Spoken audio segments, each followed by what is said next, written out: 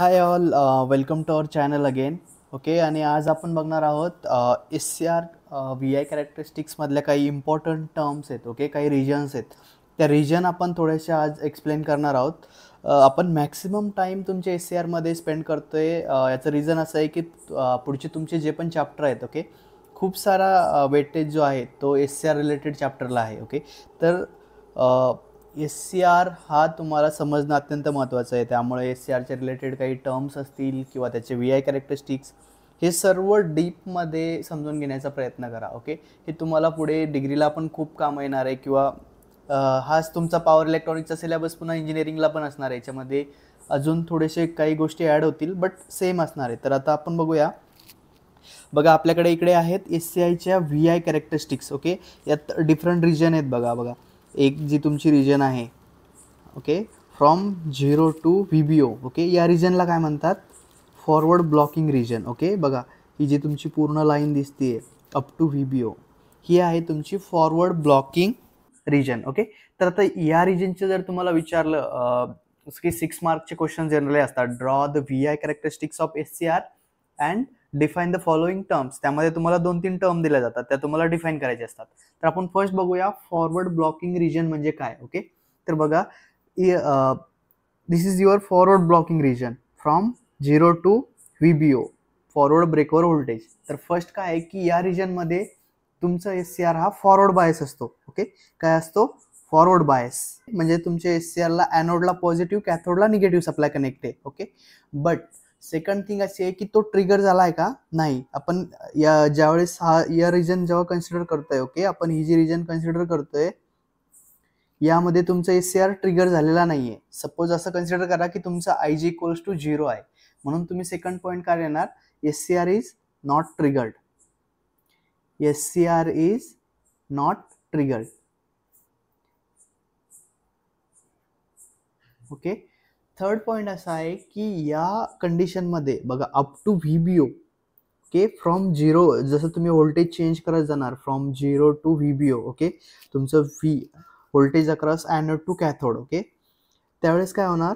तुमचं जे leakage current आहे ते थोडंसं स्लोली ग्रॅज्युअली इन्क्रीज होत जाईल. याला काय म्हणतात?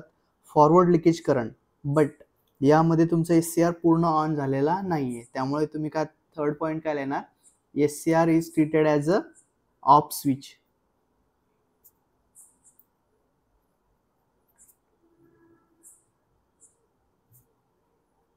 Of switch. ओके, आता जर मला फॉरवर्ड ब्लॉकिंग रिजन एक्सप्लेन करायला सांगितलं तर मी काय करेल? The forward blocking region, in this region S C R is forward bias but not triggered. Okay, next काय लिहिल? It carries only forward leakage current. Okay, there is no sudden current rise. Okay, it will carry only forward leakage current. The S C R in this region treated as a off. Treated as a off. आणि हे तुमचं कोणतं current follow करतो? Forward leakage करंटला carry करतो या रिजनमध्ये. हे झालं तुमचं फॉरवर्ड ब्लॉकिंग रिजन.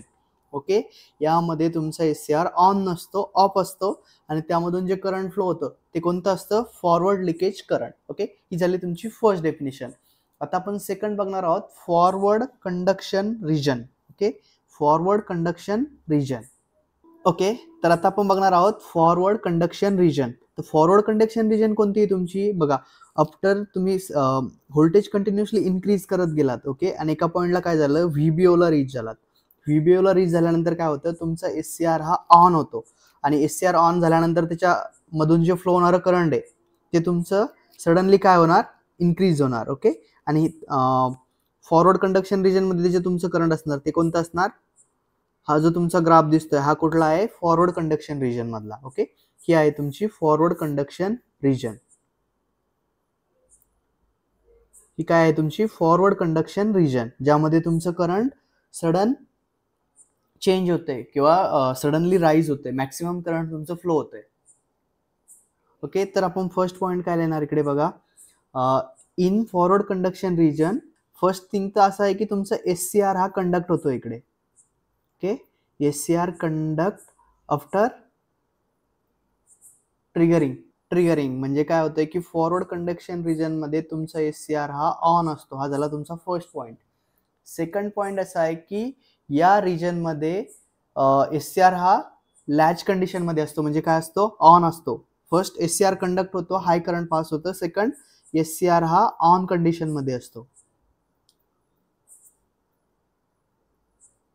ओके. आणि थर्ड पॉइंट असा आहे की जेव्हा तुमचा SCR हा फॉरवर्ड कंडक्शन रिजन मध्ये असतो, त्याच्या अक्रॉसचा जो व्होल्टेज ड्रॉप आहे बघा इकडे या रिजन मध्ये, जर तुम्ही व्होल्टेज ड्रॉप बघा इकडे या रिजन मध्ये जर तुम्ही व्होल्टेज ड्रॉप बघितला, हा तुमचा 0 व्होल्टेज ड्रॉप आहे आणि हा एकदम मिनिमम असतो. म्हणजे थर्ड पॉइंट तुम्ही काय लिहू शकता, मिनिमम व्होल्टेज ड्रॉप. काय लिहिणार, minimum voltage drop across SCR. Okay, हे झाले तुमचे 3 पॉइंट ज्यावेळेस फॉरवर्ड कंडक्शन रिजन असतो. फॉरवर्ड कंडक्शन रिजन म्हणजे ऍक्च्युअली ज्यावेळेस तुमचा SCR ट्रिगर होतो आणि त्यामधून लार्ज करंट फ्लो होतं, त्या कंडिशनला काय म्हणतो आपण, फॉरवर्ड कंडक्शन रिजन.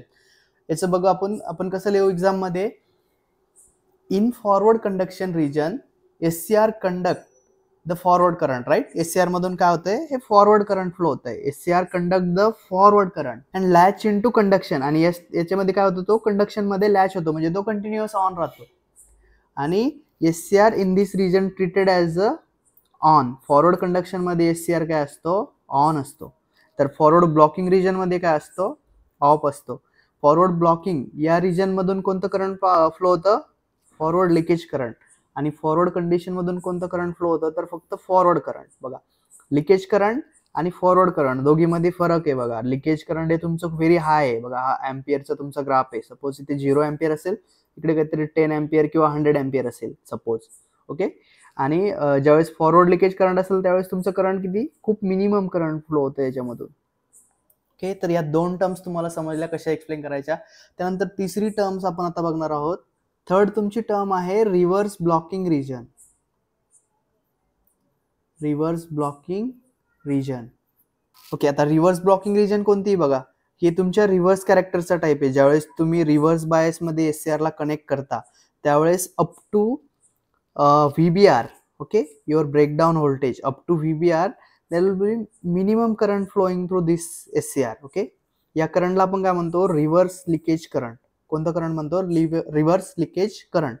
आणि या रिजनला काय म्हणतो, रिव्हर्स ब्लॉकिंग रिजन. ओके, तर रिव्हर्स ब्लॉकिंग रिजन मध्ये काय असतं, फर्स्ट थिंग जर तुम्हाला नोट डाऊन करायची असेल, रिव्हर्स ब्लॉकिंग मध्ये असतं की SCR हा काय असतो तुमचा, रिव्हर्स बायस कनेक्ट केलेला असतो. ओके, रिव्हर्स बायस मध्ये कनेक्ट केलेला असतो SCR. सेकंड पॉइंट तुम्हाला द्यायचा आहे की it will carry low current, very low current. आणि त्या करंटला काय म्हणतात, रिव्हर्स लिकेज करंट.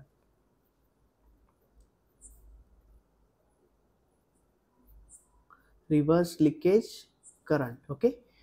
आणि थर्ड पॉइंट तुम्हाला यायचं आहे की या रिजन मध्ये SCR कोणत्या स्टेट मध्ये असतो, तर तो असतो ऑफ स्टेट मध्ये.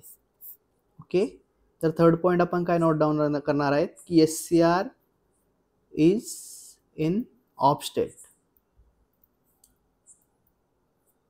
ओके, हे झाले तुमचे रिव्हर्स ब्लॉकिंग रिजनचे पॉइंट. ओके, या गोष्टी तुम्ही अशा नोट डाऊन करत चला की तुम्हाला लगेच इझिली रिमेंबर होईल. त्यानंतर तुम्ही याला प्रॉपर सेंटेन्स मध्ये रिअरेंज करू शकता किंवा एक्झाम मध्ये पॉइंट देऊन तुम्ही या गोष्टी लिहू शकता की फॉरवर्ड ब्लॉकिंग रिजन मध्ये काय होतंय, फॉरवर्ड कंडक्शन रिजन मध्ये काय होतंय. Okay, so we'll see the fourth term. Fourth term तुमची असणार आहे reverse conduction region. Reverse conduction region म्हणजे, ओके, रिव्हर्स कंडक्शन रिजन म्हणजे कोणती रिजन बघा, after reverse breakdown voltage we'll see here the current start rising suddenly, right. या point नंतर तुमच्या SCR मधून फ्लो होणारं करंट काय झालं, सडनली राईज झालं. ओके, ऍक्च्युली याला तुमचं काय म्हणतात, reverse breakdown voltage. Okay, up to this voltage SCR can block reverse voltage, right. या पॉइंट पर्यंत तुमचं SCR काय करतो, रिव्हर्स व्होल्टेज ब्लॉक करतो. पण त्यानंतर त्याचं काय होतं, ब्रेकडाऊन होतं. म्हणजे हा जे तुमचं व्होल्टेज असेल, सपोज 100 व्होल्ट असेल, जर तुम्ही 100 व्होल्ट निगेटिव्ह अप्लाय केलं अक्रॉस SCR तर तो सस्टेन करंट. बट तुम्ही 100 ला क्रॉस करून अजून तुमचं व्होल्टेज इन्क्रीज करत जाल तर तुमचा SCR काय होईल, ब्रेकडाऊन होईल. ओके, तर फर्स्ट पॉइंट काय असतं याच्यामध्ये की रिव्हर्स कंडक्शन रिजन मध्ये काय होतं, तर रिव्हर्स करंट फ्लो होतं. कोणतं करंट फ्लो होतं, रिव्हर्स करंट फ्लो होतं. ओके, सेकंड पॉइंट असा आहे की रिव्हर्स करंट कधी फ्लो स्टार्ट होतं after the breakdown of your reverse junction किंवा after the voltage of reverse after reverse breakdown voltage किंवा after breakdown your junction after the breakdown of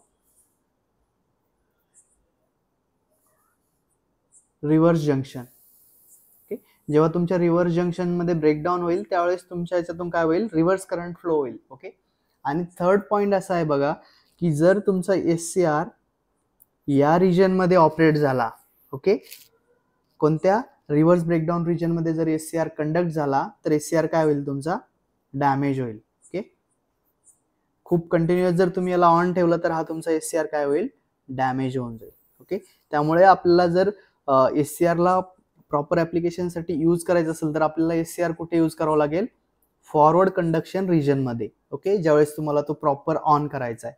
जर तुम्हाला forward voltage block करायचं असेल SCR through तर तुम्हाला कोणत्या रिजन मध्ये यूज करायचा आहे, फॉरवर्ड ब्लॉकिंग मध्ये. आणि रिव्हर्स व्होल्टेज ब्लॉक करायचं असेल तर रिव्हर्स ब्लॉकिंग रिजन म्हणजे या रिजन मध्ये तुम्हाला SCR. टर्म्स आहेत, अजून 2 डेफिनेशन आहेत त्या पण आपण बघणार आहोत. ओके, बघा तर आपण इकडे अजून तुमच्या 2 डेफिनेशन बघणार आहोत SCR मध्ये तुमच्या VI कॅरेक्टरिस्टिक्स रिलेटेड. ओके, त्याआधी मला समजून घ्या की SCR जर मला ऑन करायचं असेल तर माझ्याकडे 2 ऑप्शन्स आहेत. ओके, फर्स्ट वन आहे, मला काय करावं लागेल, लार्ज व्होल्टेज अप्लाय करावं लागेल, पण कोणत्यामध्ये, फॉरवर्ड बायस मध्ये. ओके, फॉरवर्ड बायस मध्ये मला लार्ज व्होल्टेज अप्लाय करावं लागेल SCR च्या अक्रॉस. ओके, सेकंड ऑप्शन आहे मला की मला काय करावं लागेल, एक गेट पल्स अप्लाय करावं लागेल. गेटला एक सप्लाय द्यावा लागेल किंवा गेटला एक पल्स अप्लाय करावं लागेल. म्हणजे काय करावं लागेल, गेट थ्रू मला इकडे एक करंट इंजेक्ट करावं लागेल SCR मध्ये. या 2 प्रोसेस आहेत माझ्याकडे. थर्ड पॉइंट तुम्हाला काय समजून घ्यायचा आहे की आपल्याला माहिती आहे SCR हा काय आहे, लॅचिंग डिव्हाइस आहे.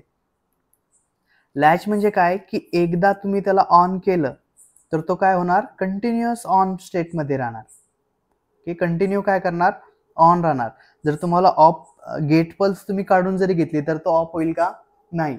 बट त्यासाठी काही सर्टन कंडिशन्स पास करावं लागतात त्याला. बघा, याच्या अक्रॉसचं जे व्होल्टेज असणार आहे ते काय असणार आहे, VAK. ओके, आणि यातून जे करंट फ्लो होतं तुमच्या SCR मधून ते असणार आहे तुमचं IA म्हणजे तुमचं ॲनोड करंट. ओके, VA म्हणजे SCR च्या अक्रॉसचं व्होल्टेज आणि IA म्हणजे ॲनोड करंट. ओके, तर आता आपण फर्स्ट डेफिनेशन बघूया तुमची, लॅचिंग करंट. ओके, तर लॅचिंग करंट म्हणजे काय, तर बघा लॅचिंग करंटचे डेफिनेशन काय आहे, it is minimum anode current. Anode current म्हणजे कोणतं, तुमचं ॲनोड करंट म्हणजे तुमचं IA. ओके, तुमच्या SCR च्या ॲनोड टू कॅथोड मधून फ्लो होणारं करंट. आता बघा लॅचिंग करंटची डेफिनेशन काय आहे, it is minimum anode current required to maintain the SCR in conduction state. म्हणजेच काय, SCR ला जर तुम्हाला रिमेन्स ऑन स्टेट मध्ये ठेवायचं असेल तर you need to pass some minimum current through anode to cathode. Okay, anode current even when the gate signal has been removed.